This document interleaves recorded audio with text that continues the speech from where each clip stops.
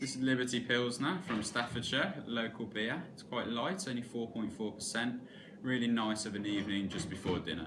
This is a brewery called Cloudwater based in Manchester. A fantastic little microbrewery. This particular beer is a lager and it is showcasing the Pioneer hop.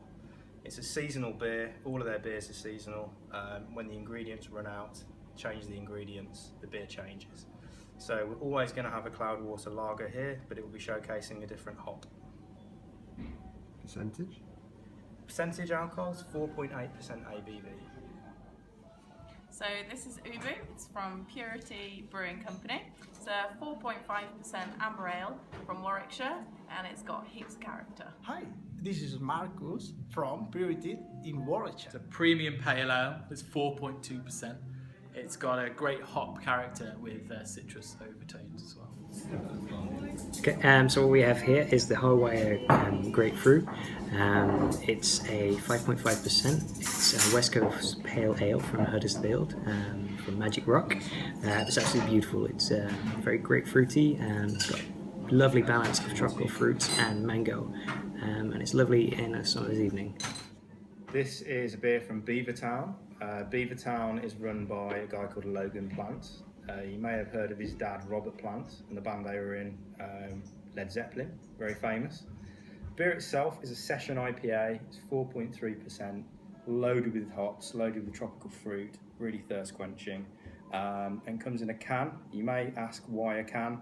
Keeps the beer fresher, smaller packaging, better for the environment.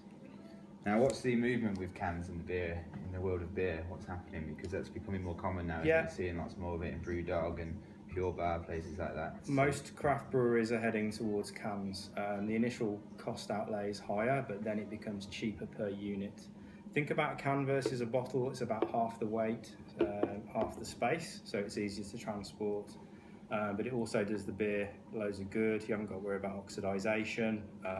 You can store beer indefinitely in cans, whereas in glass it has a finite lifespan. This is N7 from Hampton Brewery in Islington in London.